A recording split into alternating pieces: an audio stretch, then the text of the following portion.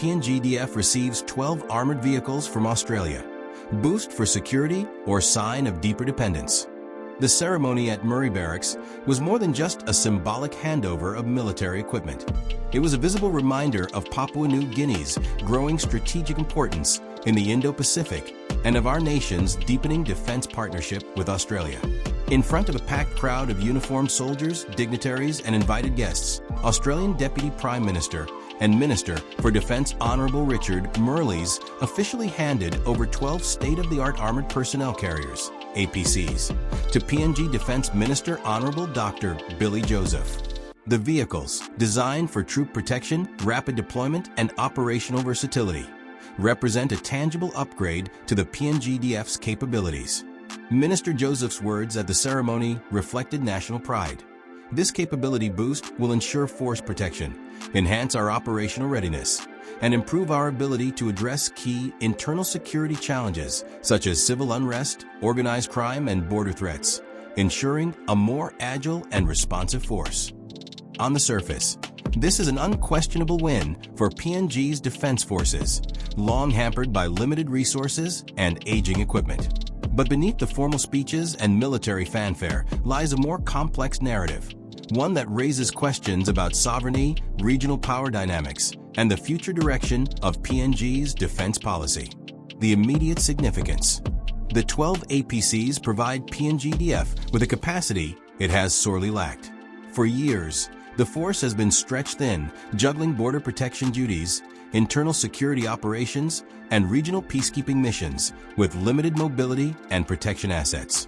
The new vehicles will allow troops to operate in environments where soft-skinned vehicles would be too vulnerable, for instance, during riots, in rugged border areas, or against heavily armed criminal groups. Additionally, these vehicles will help ensure PNGDF's readiness for international humanitarian and disaster relief operations.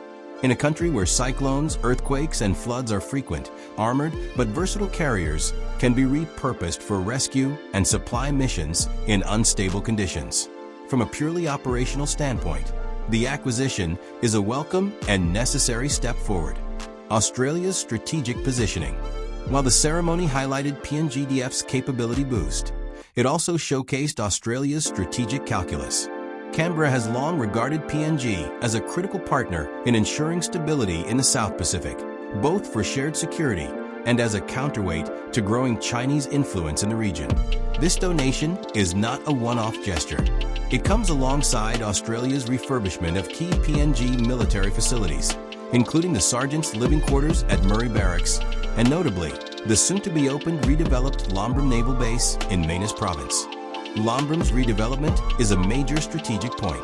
Situated along key maritime routes, the base is expected to be a linchpin in regional naval cooperation, potentially hosting joint exercises, maritime patrols, and even forward staging of allied vessels. While framed as a cooperative project, it also positions PNG as an increasingly important player in Australia's and its allies' Indo-Pacific defense architecture. This alignment could bring PNG greater protection and investment, but also risks tying its security policy more tightly to Australia's, and by extension, to the broader strategic goals of the US-led alliance network in the Pacific. Questions of dependence and sovereignty. While there is much to celebrate in this partnership, there are also questions worth asking. Will PNGDF become dependent on external partners for critical defense assets? The 12 APCs are a gift, but their maintenance, spare parts, and training pipelines will require ongoing support, most likely from Australia. Without developing our own capacity to sustain and eventually replace such equipment, we risk becoming permanently reliant on foreign assistance. How much influence will Australia have on PNG's operational priorities? While our defense policy is sovereign, the more our capabilities are built and maintained by a partner nation, the greater the likelihood that strategic alignment becomes an expectation. What does this mean for PNG's neutral or balanced stance in international affairs? As competition between major powers intensifies in the Pacific, PNG's defense partnerships will be closely watched, particularly by China, which has its own trade, aid, and infrastructure relationships with Port Moresby. The domestic security context. Minister Joseph specifically noted the role these APCs could play in addressing internal security threats, from organized crime to civil unrest. PNG has experienced repeated internal security challenges in recent years: election-related violence, tribal conflicts, and urban riots. In such scenarios, armored vehicles could protect troops and police while restoring order. But they also raise concerns about the militarization of internal security. The line between defense and policing must remain clear to prevent an erosion of civilian oversight and to ensure that military force is applied proportionately and lawfully. The APCs may also serve as a deterrent, signaling to violent actors that PNGDF is better equipped to respond decisively. However, the effectiveness of such deterrence depends on training, discipline, and adherence to rules of engagement, all areas where the PNGDF will need ongoing investment. The economic and political dimensions.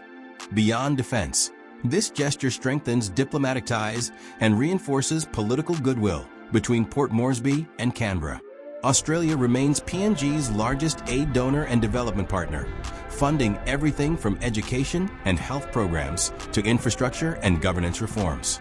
Defense cooperation is a logical extension of this long-standing relationship.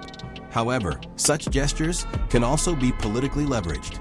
In an era where regional influence is contested, high-profile defense donations are as much about messaging as capability. For PNG leaders, the APC handover is a visible achievement to present to the public, showing tangible benefits from international partnerships. For Australia, it is a reaffirmation of leadership in the Pacific. Looking ahead, the opening of the redeveloped Lombram Naval Base in Manus Province will further cement the Australia-PNG security partnership. Together, these events mark an intensification of defense cooperation, signaling that PNG is now a more active participant in regional security planning. But for this cooperation to serve PNG's long-term interests, it must be paired with domestic investment in training, maintenance capacity, and local defense industry development. The PNGDF should not only receive equipment, but also build the technical and logistical backbone to operate independently over time. Likewise, parliamentary and public oversight should ensure that our growing defense relationship does not compromise national sovereignty or drag PNG into strategic entanglements beyond our choosing. Transparency on the terms, conditions, and scope of such partnerships will be key. Conclusion. The 12 armored vehicles delivered today are more than just military hardware. They are symbols of trust, partnership, and shared security between PNG and Australia. They promise greater protection for our soldiers, better readiness for crises, and a stronger deterrent against threats to our peace and stability. Yet, as with all gifts in geopolitics, they come with implications that go beyond the parade ground.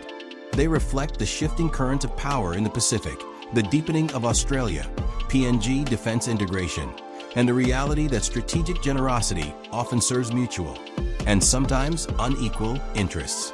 For the PNGDF, this is a proud and practical step forward. For PNG as a nation, it is a reminder that in the complex theater of regional security, every boost in capability also comes with a need for careful, sovereign decision-making. As we celebrate today's gains, we must also plan for tomorrow's independence, ensuring that our defense force remains not only well-equipped, but also self-reliant, professional, and firmly under Papua New Guinean control.